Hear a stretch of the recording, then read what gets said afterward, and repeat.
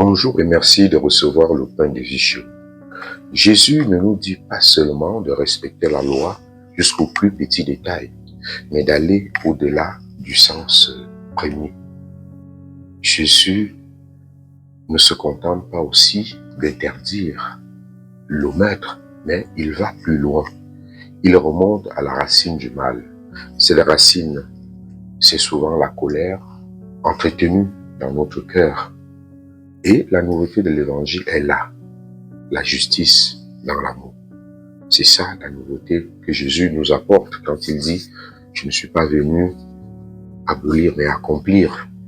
Jésus nous appelle alors à une justice plus grande, une justice qui ne se contente pas des apparences, mais qui plonge au plus profond de nos cœurs, qui va à la source de l'amour, notre cœur. Jésus demande alors à ses disciples et à travers eux, à nous aussi aujourd'hui, de dépasser la justice des scribes et des pharisiens pour entrer dans le royaume des cieux. Voilà une clé d'ouverture du royaume des cieux. Dépasser la justice des scribes et des pharisiens. Les scribes et les pharisiens étaient réputés pour leur stricte observance de la loi. Ils faisaient tout pour respecter la loi jusqu'au plus petit détail. Pourtant, Jésus nous dit que ce n'est pas suffisant. La justice des scribes et des pharisiens était pure application de la loi. Ils étaient des formalistes. N'allaient pas au-delà, ne voyaient pas la personne devant la loi, donc l'amour. C'est une justice qui a oublié l'amour et la miséricorde de Dieu. Dépasser la justice des scribes et des pharisiens revient à aller au-delà de ce que peut faire ou vivre toute personne, tout homme. Ça revient à épouser l'esprit de la loi. Le simple respect de la loi n'est pas suffisant pour le disciple du Christ que nous sommes. Le respect de la loi n'a de sens que si l'on tient compte du commandement de l'amour du prochain, ce que Jésus appelle le commandement nouveau.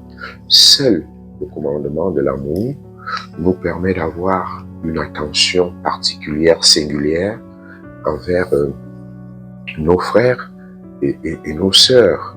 Et ensuite, Jésus nous donne des exemples concrets qui nous bousculent dans nos certitudes aujourd'hui, qui nous bousculent dans nos vies.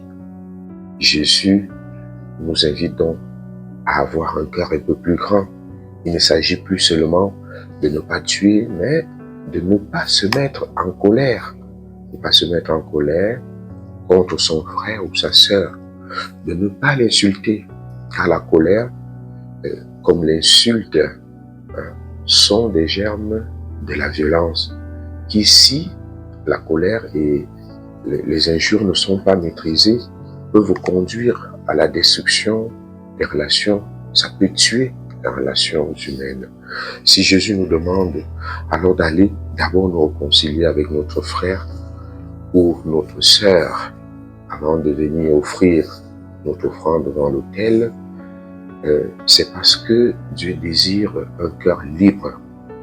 C'est parce que, voyez-vous, chers amis, on ne peut pas séparer l'amour de Dieu de l'amour du prochain. C'est en fait pour cela qu'il nous demande d'aller nous réconcilier avec notre frère et notre sœur, d'offrir notre offrande. Il faut toujours garder la porte ouverte de la miséricorde devant des situations qui nous embarrassent. Alors aujourd'hui, ouvrons nos cœurs à cette réconciliation qui nous est recommandée. À tous et à chacun, nous souhaitons une très belle journée.